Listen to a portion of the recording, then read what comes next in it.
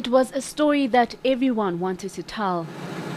Apartheid South Africa's transition to a free nation. The Codesa negotiations. Thabang massacre. And Chris Hani's assassination. All pivotal moments during the birth of our democracy. Journalists from all over the world flocked here to see how the story would play out.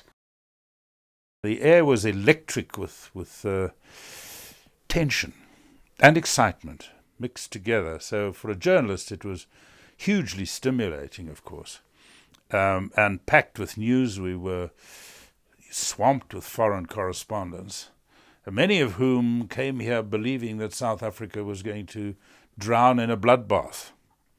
And of course it didn't. Some of them then left and went to Rwanda, where there was a bloodbath.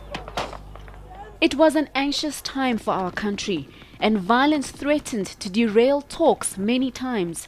Journalists were trained and prepared for hostile situations.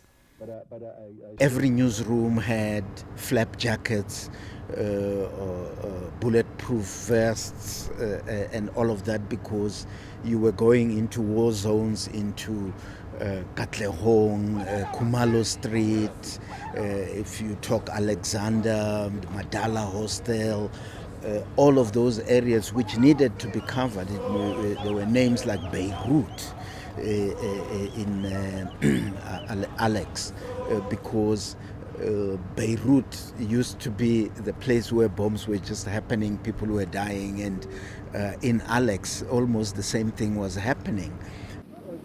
There was another battleground, the repressive laws of apartheid South Africa. The penalties were also severe, so every journalist had to be a lawyer as well. We had to understand these complex, restrictive laws in order to find ways around them. Our job was to keep on publishing what was happening, particularly through the 80s, and in the lead up to the final decision by ex-President de Klerk to throw in the towel. Leading up to the 27th of April 1994, townships on the East Rand were like war zones. Undercover operations by security force members fanned what was called black-on-black violence. Right-wingers detonated bombs around Gauteng, killing and injuring scores.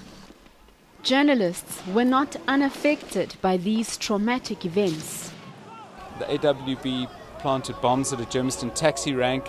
People were killed, and I spoke to the wife of a man who was killed, and she just had a baby, and I still struggle to tell this story. They called their child Nkululeko, and he never lived to see his child, named for freedom, grow up in a free South Africa.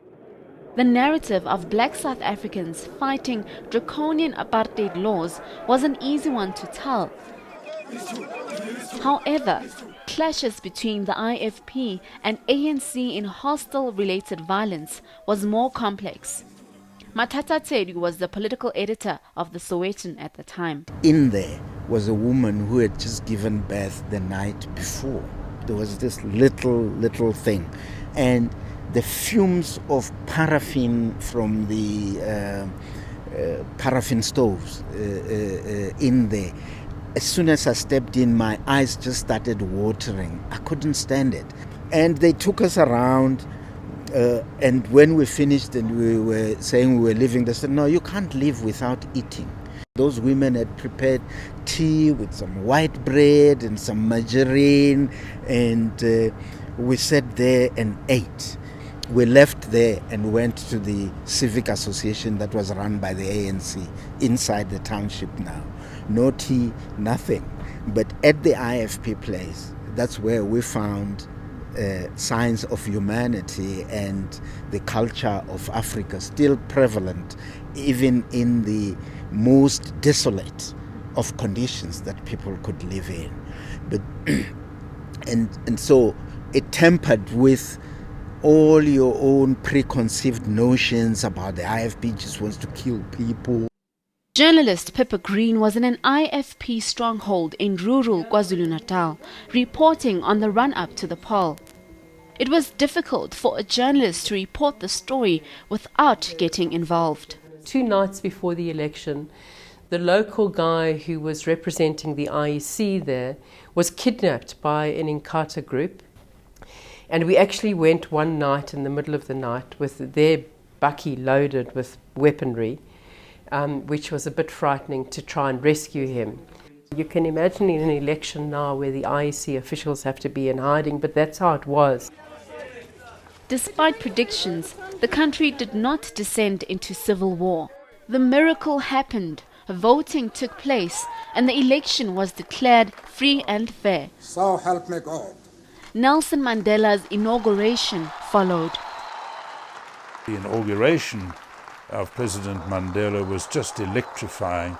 And I still remember, the tingle running down my back because I was up there in the amphitheatre, which is now called the Nelson Mandela Amphitheatre of the Union Buildings, when the Air Force aircraft flew overhead and somebody next to me whispered, just in sort of hushed tones, "They're ours now." They're ours now. South Africa's transition to a free country came with transformation for the media, with many restrictive reporting laws changed. With the miracle done and dusted, journalists turned their attention to the challenges of a young democracy, and what they found wasn't always pretty. As the character of the people in government changed, and the ethos of public service gave way to self-service. The South African media has been there all the time documenting that transition that was happening.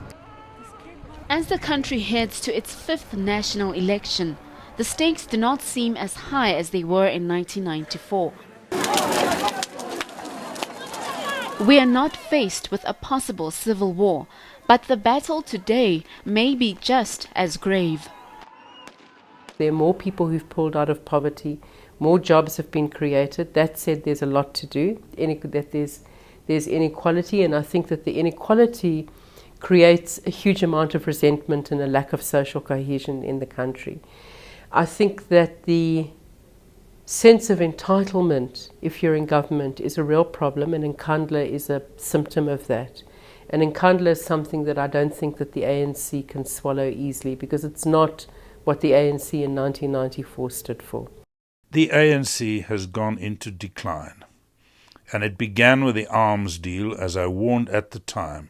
If you cover up a scandal, it's the cover-up that matters. It's the cover-up that corrodes your morality much more than the deed itself. 2 decades on, it now seems some of our hard-won freedoms are under threat. Although it has not yet been signed into law, the Protection of State Information Bill was recently passed in Parliament. It once again threatens to muzzle the media and hide government corruption. On the 7th of May, every South African will once again have a chance to make their mark. And journalists will be there too, striving to expose the truth and find the stories that not everyone wants to hear. Thabang Masanabo, Johannesburg. Know more. eNCA.com